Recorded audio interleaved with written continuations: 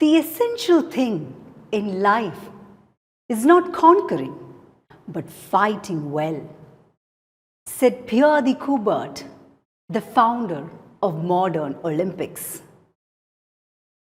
This fight is very clearly depicted in the autobiographical sketch of Jesse Owens, My Greatest Olympic Prize.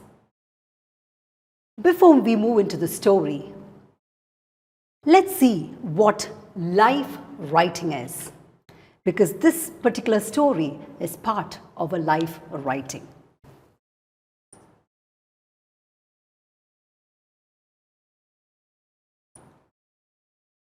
We're all familiar with what a life writing is. It's a work that is based on memories and experience of one's own, or it could be others as well. And we've seen many memoirs, diaries, letters, biographies, autobiographies, testimonies, and so on. I'm sure most of you have read Gandhiji's and Martin Luther King's and Abdul Kalam's books. And they're all part of life writing, the experiences of their life, and they would like to share it to the world so that at least one of them would be motivated by their experience. And we also get to realize that none of their lives were quite smooth as we think it is, but they did have challenges and they fought well. I'm pretty sure you would have also read Anne Frank's The Diary of a Young Girl. Why I mentioned The Diary of a Young Girl is because we do have the reference of Hitler in her diary. We also see the reference to Hitler in Jesse Owens' autobiographical sketch as well. So I come again, life writing is experiences or memories of a person. So examples are biographies, autobiographies,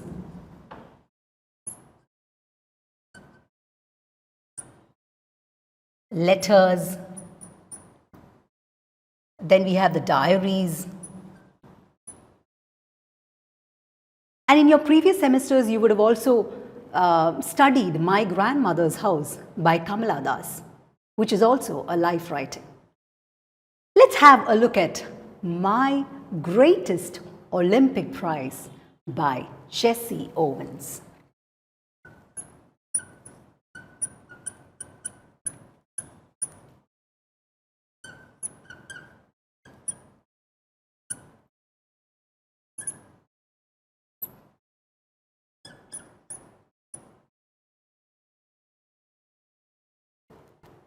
We are all familiar with the greatest athlete that the world has ever seen, Jesse Owens from America.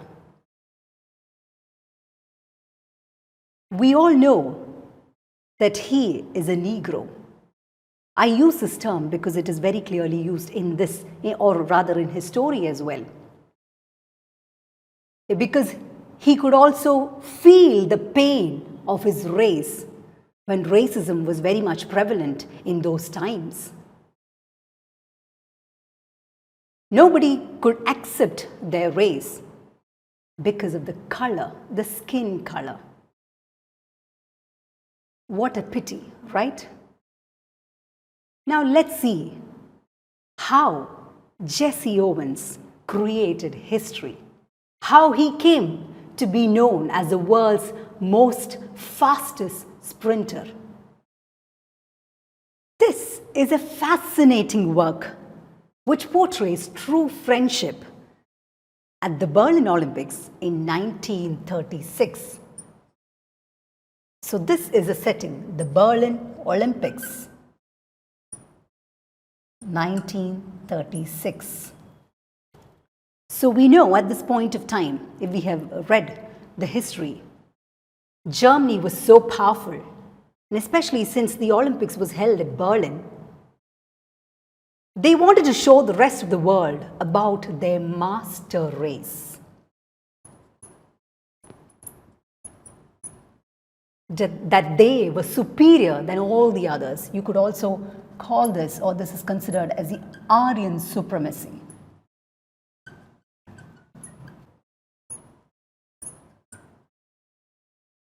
Hitler was very particular about the fact that he wanted to show out the superiority, especially in this Olympics, by using his athletes.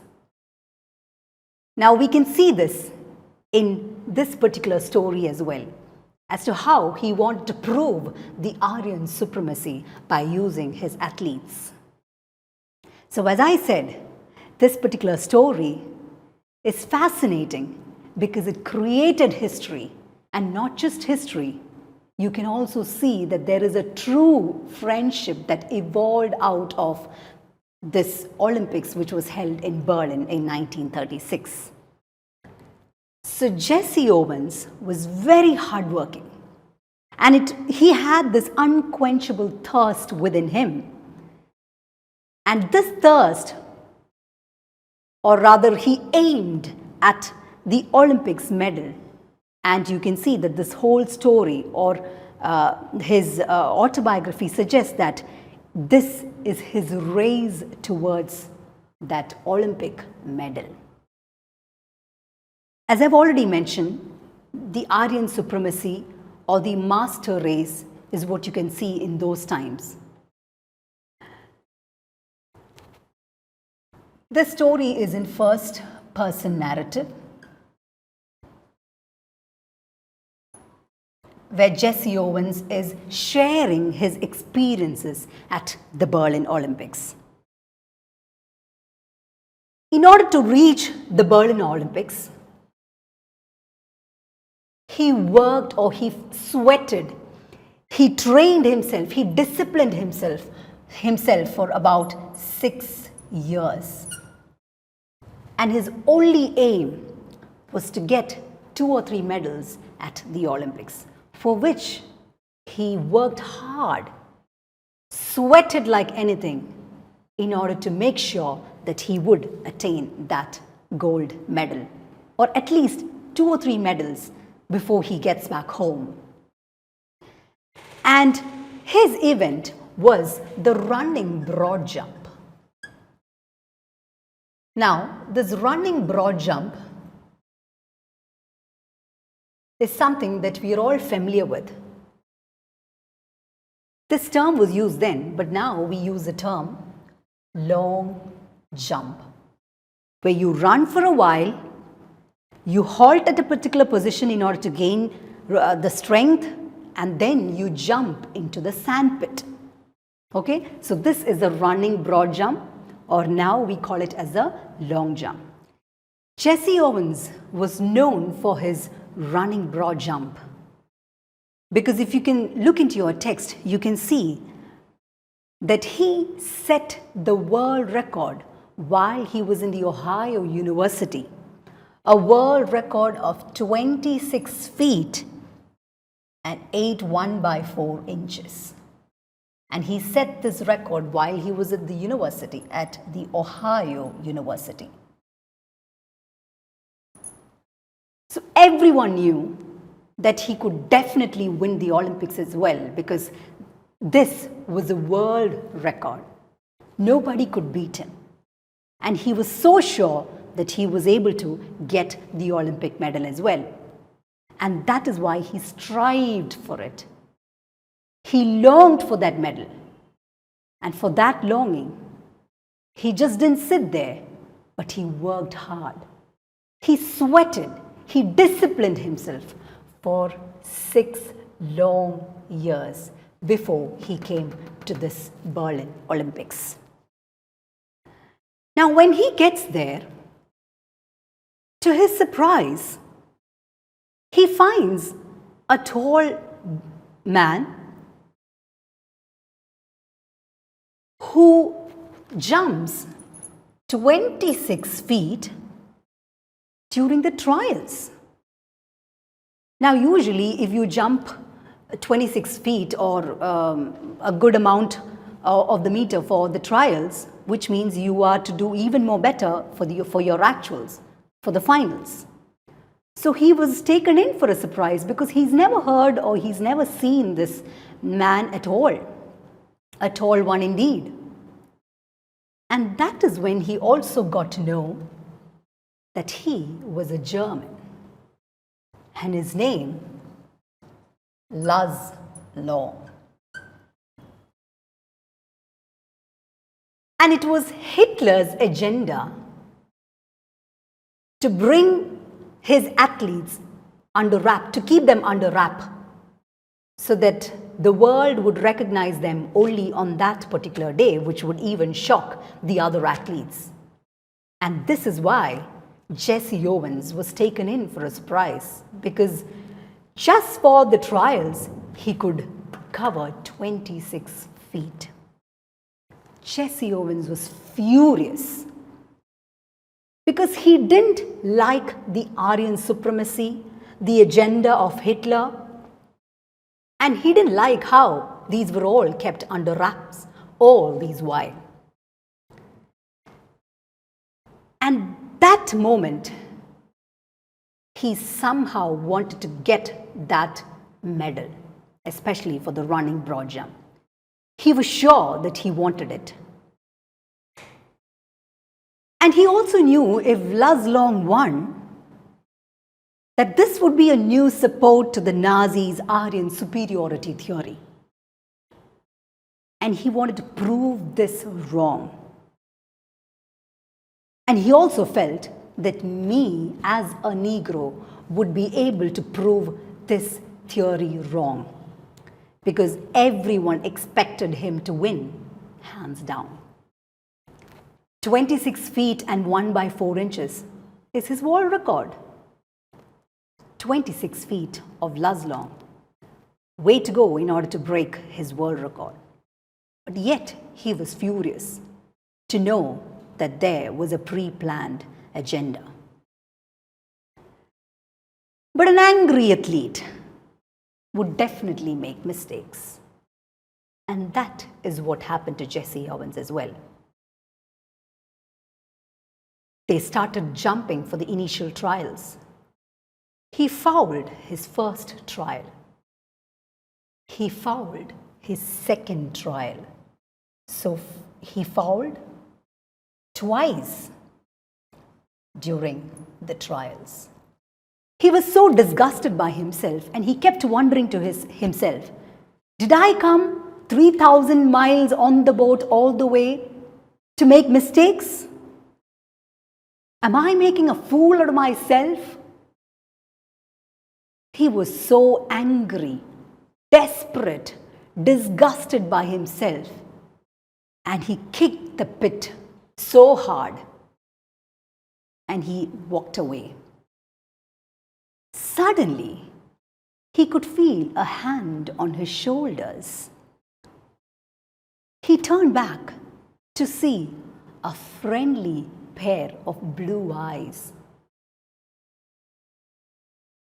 The tall man introduced himself to Jesse Owens. We've never met, but I am Luz Long. Jesse Owens was taken in for a surprise. His opponent, Luz Long, was the one who patted his back and had his hand on his shoulders. So Luz Long is trying to have a conversation with Jesse Owens. He asked Jesse Owens, "How are you? Are you okay?" And then we know that Jesse Owens is at this particular moment all frustrated and disappointed by the mistakes that he's been doing for the trials.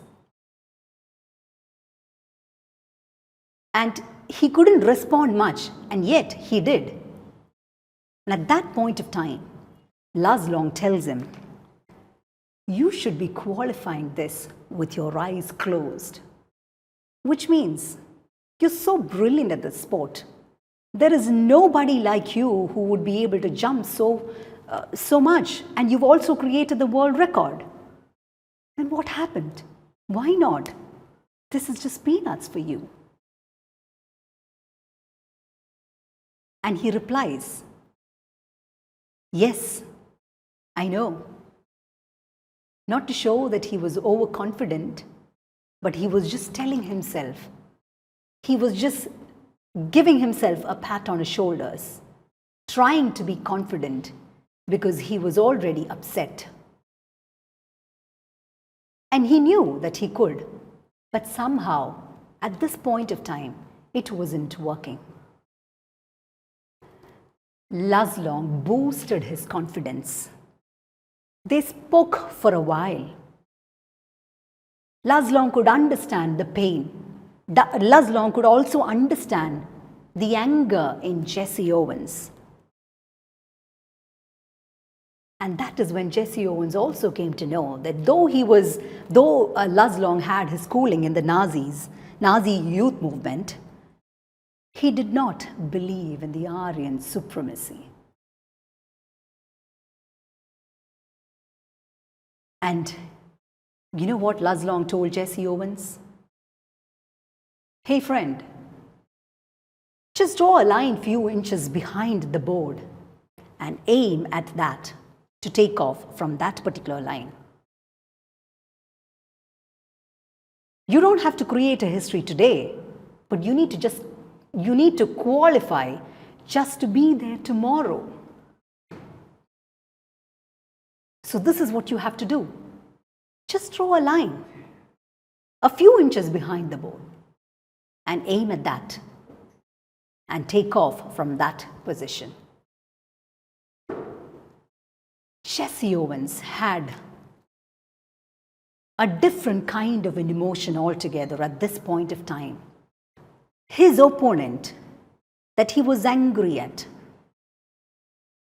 that he feared a bit, especially while he saw him jump during the trials. And the same man is there giving a pat on his shoulders and telling him to be confident. A man who is understanding him at this point of time, a crucial point, because this is going to be his last jump. And if he doesn't qualify, he will not be able to represent his country tomorrow. And at this point of time, he has to somehow qualify. He listened to Luz Long. Jesse Owens had the heart to listen to his opponent. And Luz Long had the heart to understand Jesse Owens. And that is why he came forward when he disgustedly kicked the sandpit and walked away. You could see that the whole crowd cheered as Jesse Owens jumped his last trial and he qualified for it. He represented America. Not just America, the whole world knew that he could do it. And they were all waiting for Jesse Owens because he already has a world record to his own credit.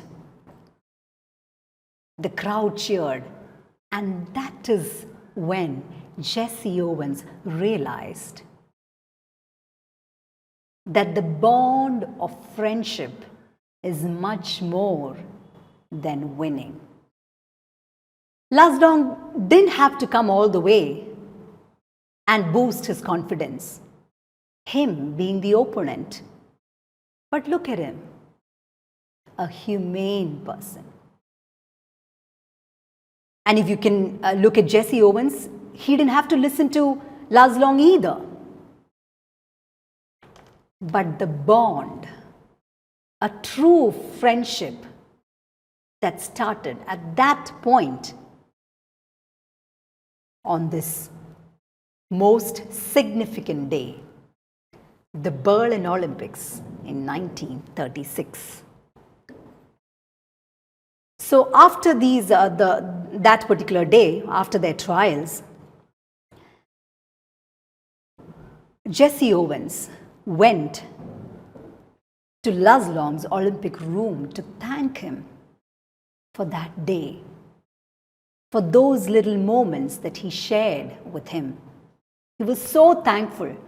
He couldn't forget Luz Long and his appreciation and him building up the confidence. Had it not been for him, he would have never cleared the trials. And he qualified almost a foot to spare.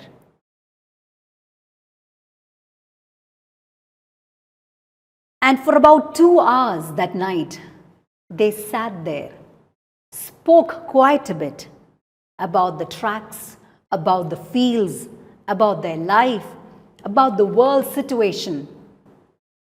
1936, just before World War II. You can just imagine, or I'm sure you would have read in your histories, as to the situation during that particular time. So this is what they've been talking about right before the day of their finals. A real friendship was formed at that particular point of time. And Jesse Owens was very sure that Luz Long wanted Jesse to be doing his best. To be doing his best, even if that meant winning. That is the friendship that they shared. They were not selfish. Luz Long was not selfish. And Jesse had the heart to listen to him. And on that final day, Luz Long broke his own record. And seeing that, Jesse knew that he had to push a little more. He pushed himself to his peak performance. The whole world was taken in for a surprise when Jesse Owens jumped 26 feet and 5 by 16 inches. He set the world record. And not just that, remember I told you that it was his greatest desire to be in this Olympics, and he worked towards it for about 6 years, hoping to take back at least 2 or 3 medals with him. And he did so. Not just 1, not just 2, but 4 medals, including the relay. What a proud moment. There was a time when he thought to himself that he's a fool, coming about 3,000 miles in a boat to make such foolish mistakes. But now, at this point of time, he goes back with great pride, with 4 medals. It's something that anyone could dream of. He not only had a dream, but strived for it. And he also had a big challenge in front of him. A challenge of the Aryan supremacy, especially with this Olympics being held at Berlin. And it was Luz Long. And that true or real friendship which paved way for his success. At this point, Hitler glared at them from the stands while we shook hands. Because on the victory stand, you have Jesse Owens on the first place and Luz Long in the second. What a bang to Hitler. He thought he was keeping his athletes under wrap. But something different happened there that night, that moment. And he was glaring at them from the stands as to where he stood, almost 100 yards away. And that is where you see the birth of a true friendship, real friendship, pure friendship, to the extent, he says, a 24-carat friendship. It's that pure. There is nothing that could go in their way. And whatever it is, they were ready to struggle through it, to face the challenge, and to be there together. And this is how I started off, that the important thing in life is not conquering, but fighting well. Didn't they fight well? Not just Jesse Owens alone, but even Luz Long, especially in front of Adolf Hitler. They were fighting quite well. And it was not just about winning. It was not just about conquering.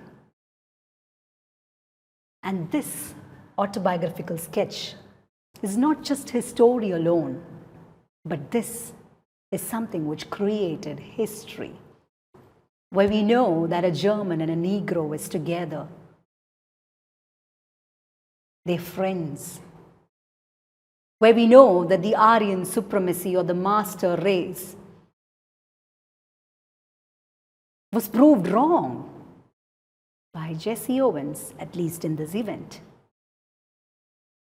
And this is what you can see here. So it is the founder of modern Olympics who said, the important thing in Olympic Games is not winning, but taking part. This is something which we have often heard from our childhood days. Our parents kept telling us, it's okay even if you don't win, but just participate. It's not about winning, but it's about participating, being a part of it, because that is how we are exposed to such situations, to handle such failures as well, to handle victories as well. And that is how we see that both of them have conquered this particular event, which created history. Have you all seen the Olympic logo? The 5 rings, 5 different colors which suggest the continents. Do you know the motto? A Latin term which translates as faster, higher, and stronger. You aim for it fast. You reach for it at the highest position.